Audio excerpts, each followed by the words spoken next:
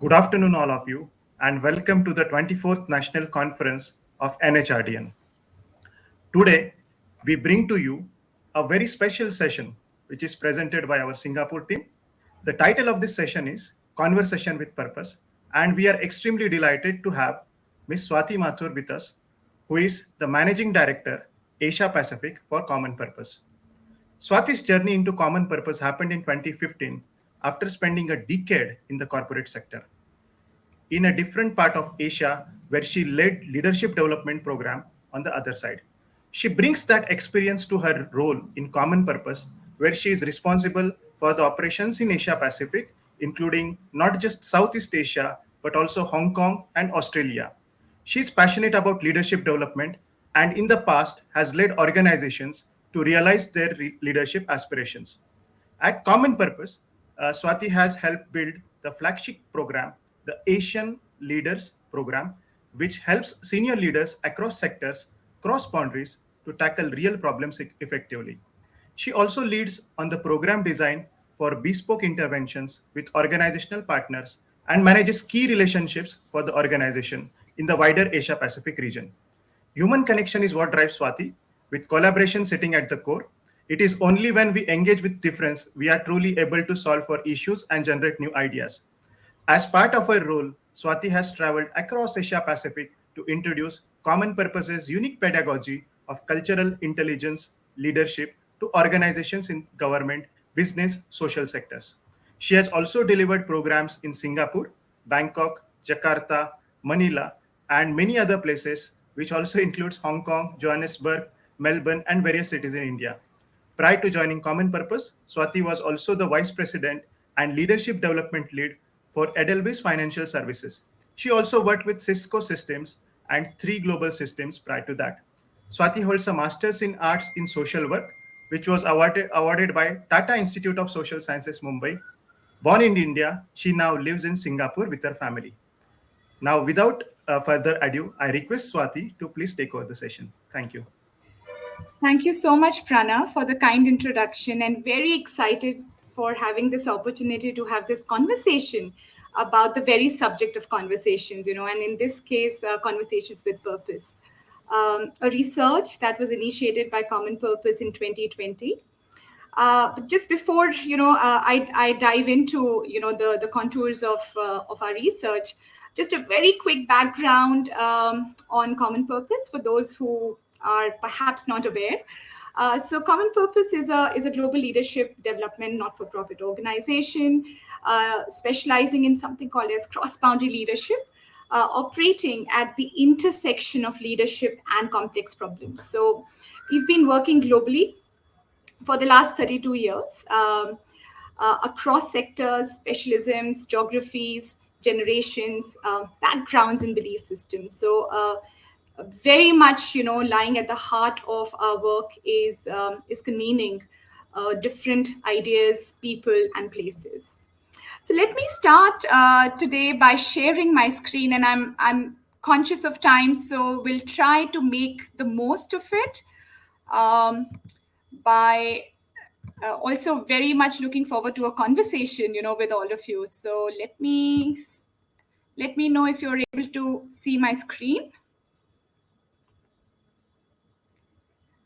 Great. All right.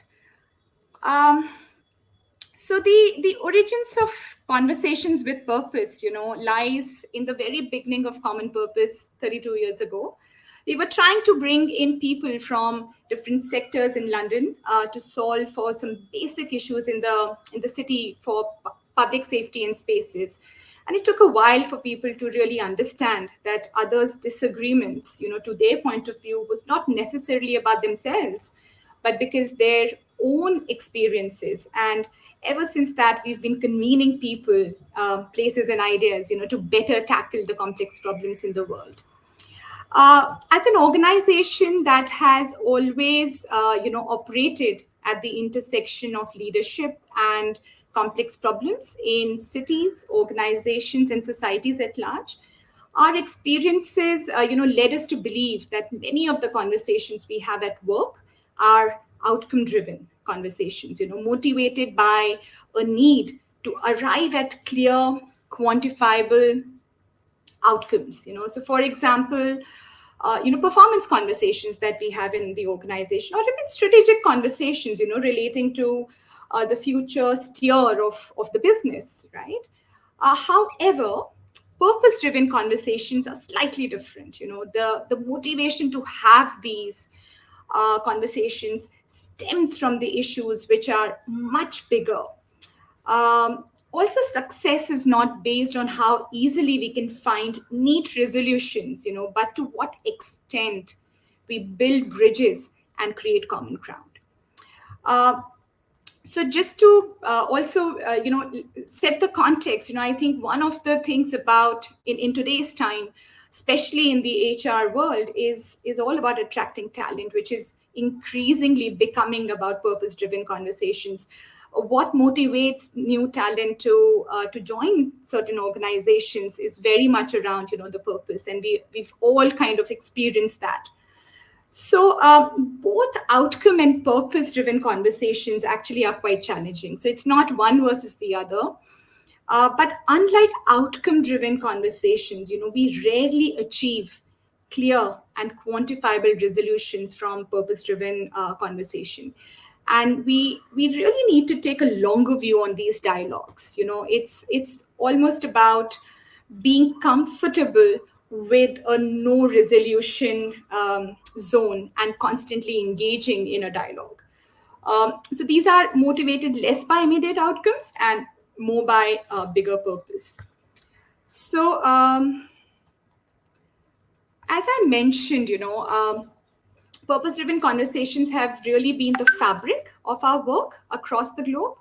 However, over recent years, as the world seems to have become more and more polarized, we've seen a huge increase in the need of these type of conversations. And at Common Purpose, we are really passionate about the power of conversation. So we think open and frank conversations, particularly across boundaries, are an important part of healthy, vibrant society.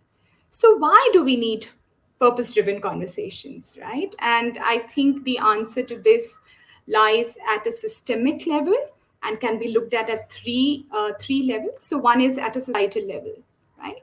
So often, successful purpose-driven conversation is not about converging opinions, but really about bridging understanding between the various opinions that exist, sometimes contradictory. Only then, we are able to tackle these larger societal issues and see the changes in the world and the ecosystems that we live in. That's going to also lead towards a more healthier and more functional democratic civil societies, a greater understanding and awareness, between different cultures and point of views, and also will lead to greater collective responsibility for issues which affect us all. The second is, benefits to the organization. So why do we need this purpose-driven conversation within organizations? And I think a lot of you will kind of resonate with that. I think sometimes purpose-driven conversations emerge as a result of internal initiatives.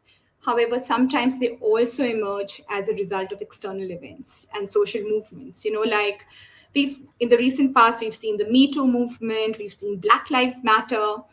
And in any case, whatever these discourses are, organizations and their leaders must be better prepared to have these conversations and have them well. Because finally, they have a talent imperative and they have a business imperative as well. And as a result of this, I mean, if organizations are able to create the right kind of culture for purpose-driven conversations, they will, they'll journey towards being more inclusive and resilient, so that their people are able to bring their entire self, to work, and also, at some level, address social taboos and stigma and biases that inherently exist in our society. And finally, why we need purpose-driven conversations is for individual benefits as well. Because it's very easy for individuals to avoid some of these conversations, or just paper over, just paper over the surface. Uh, bec- and why do individuals do that? Because they really don't know how to engage. They really don't know how to have these conversations in a sustainable manner. And when we are unable to do that, it leads to feeling of frustration, guilt, inertia. But if we are able to have these conversations, then it helps us build trust and strengthen our self purpose and our position, within society. Uh, However, as I mentioned, because so many of us and our leaders struggle to have personal, purpose driven conversations, and therefore also struggle to coach leaders to have these effectively. I think these are playing out big time, especially in our organizational setup. And therefore, we kind of need to give them tools to navigate these successfully at the workplace. And there really is no option anymore, to avoid them, because that's what employees are demanding. That's what stakeholders are demanding, about from organizations to take, to take a stand on some of these purpose-driven conversations. So that's the reason why, in 2020, when we saw the world amidst the whole pandemic, and a lot of polarized sentiments were creeping in, we conducted our own research into purpose-driven conversations, which drew on insights and experiences of nearly 400 leaders around the world. The research findings, along with the input of the global community of senior HR professionals, enabled us to develop a new model for how organizations and leaders can better prepare themselves to start and sustain conversations with purpose. So I'm going to take you through the process of and the findings. And if we have time, we can delve into the model a little bit, but really wanting to kind of help you with understanding the process. So some of the questions that were building our curiosity in this space as we embarked upon the study were about how do people approach purpose driven conversations. It was much more than having difficult or courageous conversations. It was much larger than self, right? It's not just about personal stake. It is much larger.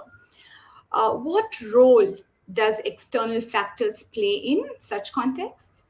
And what actually happens when people find themselves, consciously or subconsciously in scenarios where they are having purpose-driven conversations? So these were some of the questions that intrigued us, when we started our journey on the research.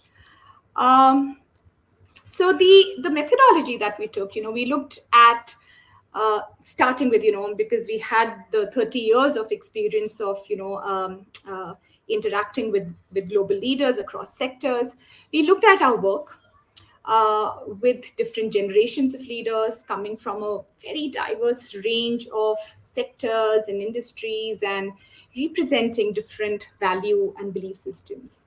And then we curated scenarios motivated by the experiences of our alumni, partners, and contributors, which they shared as a part of our programs over the years. So we carved out situations around three different social dynamics. It was about situations arising from conversations with people from different social groups, conversations arising, within people inside, their own social groups, and with people, where power dynamics is at play. So these were the three large scenarios that we carved out, and we created, different situations. So we asked our respondents to respond to these scenarios not in a hypothetical way, but very much driven by their own experience. So whether lived by self or others they know of, and the expected responses were free text. There were no questions where they had to choose from options. The idea was to tap into their organic thinking rather than influencing their response by putting unnecessarily parameters. This is particularly important in global surveys where culture plays such a crucial part. Uh, so finally, we presented respondents with 19 different scenarios, and we received about 1,160 responses, amounting to over 90,000 verbatim comments.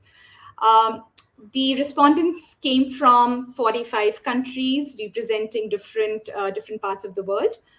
There was an interesting gender mix where about 250 women and 120 men, and about 20 gender fluid people, participated in the research.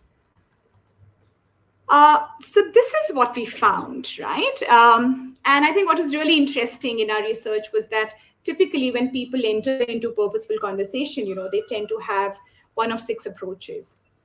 The first of these was to challenge, the intent being to point out that the other person is wrong and not really consider how their challenge may change another person's point of view. The next approach was to persuade, to set out with the goal to change someone's viewpoint. Right. Another one was to inquire.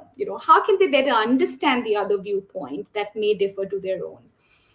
Then there was this piece around expressing themselves. So the primary consideration being how they can articulate their own views without necessarily trying to change the other person's view. Unsurprisingly, as no doubt we have all done this, from time to time, was to withdraw or avoid, simply not engage at all. And finally, to create a space for a later date, so not being in the moment of the heat, but yeah, it's just heat of the moment, but just kind of setting aside time for a later space. Would be interesting for, I'm sure, while you're listening to this, some of your own past experiences would be flashing right now where you've taken these positions. I mean, there's no one position which is better than the other. It's all contextual. It's very factual. And I think we all have seen, how we tend to avoid or withdraw from certain conversations, especially in family scenarios. So I won't get into details because I think we all have our examples there and our own experiences. Yeah, I'm just okay. Right. I'll quickly take another couple of minutes and then we get into Q&A. I think after we kind of discovered those six approaches, we really wanted to grow the research and had a lot of conversations on this with our respondents as well. We started to discover a lot of commonalities between situations and the type of individuals, the approaches the kind of approaches individuals would take. And these are a few. There are a lot, but I just wanted to highlight a few around the presence of psychological safety. I think in situations where there is little psychological safety or lack of relationship between two people having conversations, people are drawn into a challenge or withdraw dichotomy.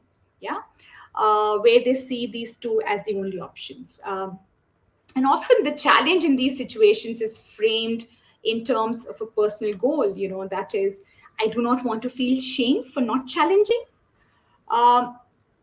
Interestingly, in situations where there is a higher psychological safety, people much more likely to express their own position because they have that trust that the other person is going to listen, empathize, and engage. Yeah.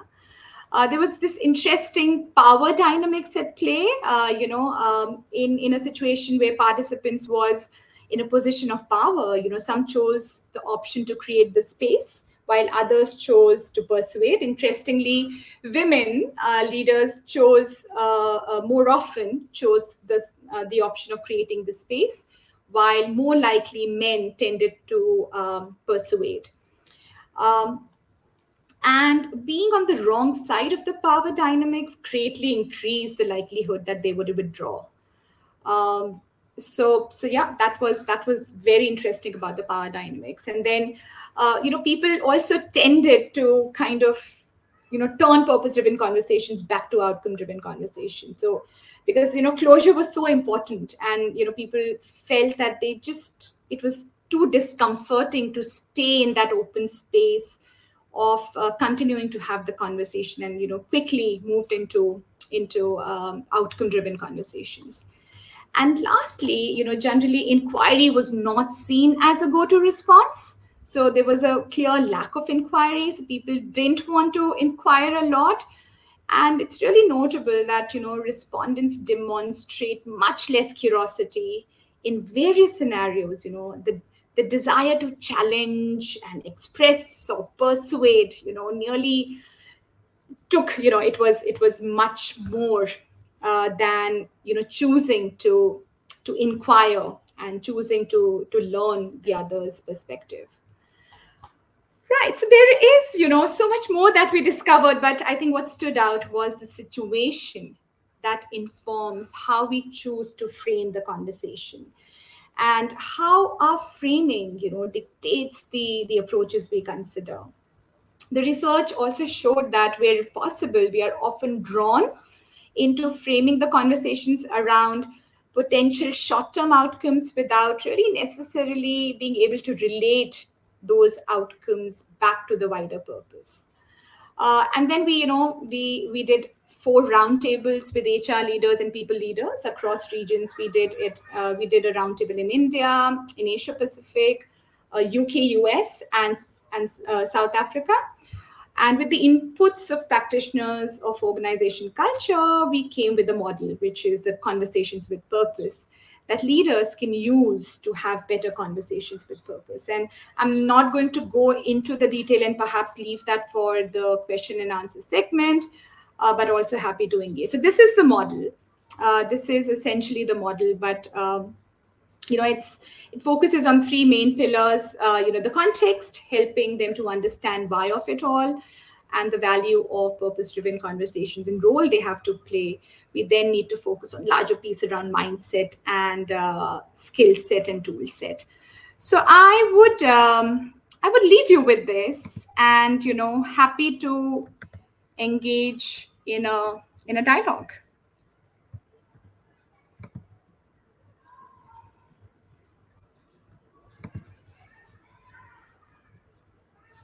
Over to you, Pranav. Is there?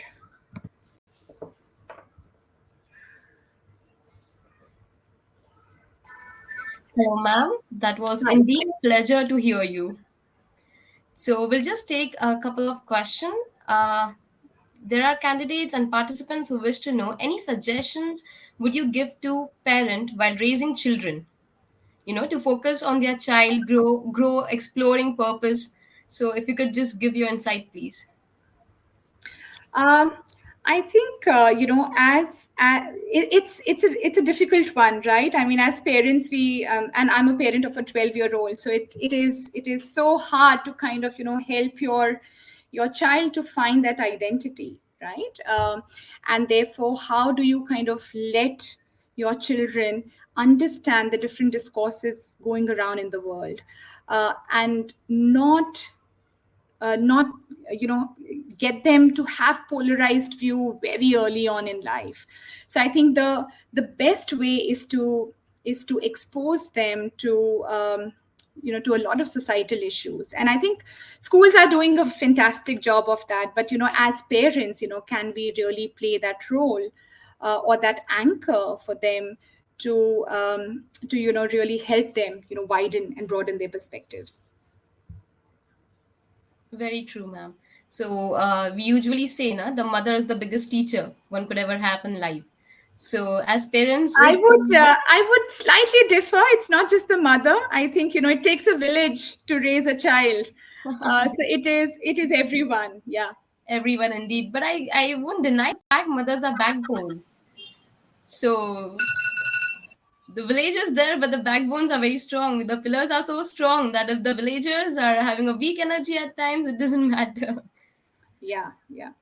So one more question, ma'am. Yes. So what's the role of common purpose? How is this helping individuals in today's era?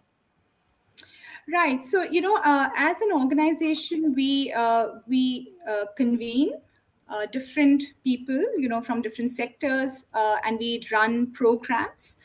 Whether it is our open programs, or we go into organizations, help them create that safe space for having conversations. And we use a lot of our findings from this research into the programs that we run as well. I think one of the things that that stand us apart is our ability to convene diverse viewpoints. So, whether it is sectors or all the way up to, individual experiences. So it's all about creating those safe spaces where, different people can come together and have a meaningful discussion. So we facilitate a lot of these conversations through our own processes, and by inviting, different kind of people to come in, uh, to help with that. Yeah. Great. And just for my knowledge and out of curiosity, could you just explain me the difference between what is counseling and what is coaching? So if you can just give me a synopsis of it.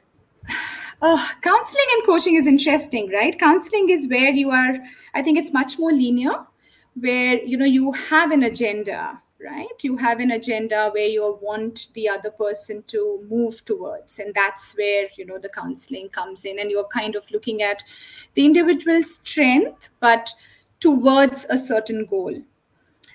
Coaching is quite open ended. You're basically helping the individual um, to be their best, because all the answers, we have all the answers.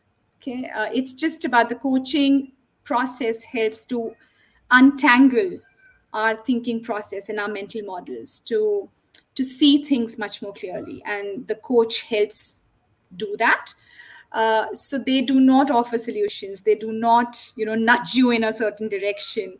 I think they help you to think clearly, and they help you to kind of, take the um, take the whole ambiguity outside of the situation to help you find your own path.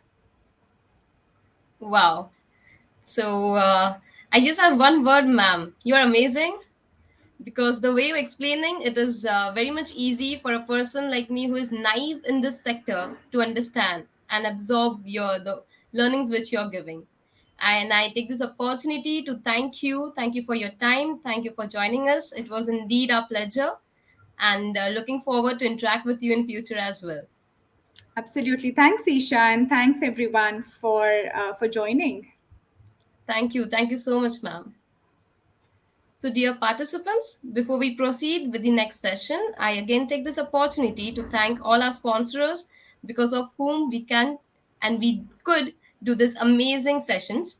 So, our platinum sponsors, ONGC, silver sponsors, Zozo Day, JSW, and White Crow Research, associate sponsors, ICICI Bank, Indian Oil, NTPC, Mahindra, World at Work India, and Balmuk Lorry. Knowledge partner Mercer, and communication and design partner Fulki. I again thank you all for being there. Thank you so much, ma'am. Have a great day ahead. Thank you. Thank you. Thank you. Bye bye. Bye, ma'am. Thank you, participants, for your active interaction sessions. I think none of these sessions can go the way they are going if we don't get good participants, right? Their enthusiasm is making us more happy and giving us more energy to conduct these sessions. Thank you. Thank you once again.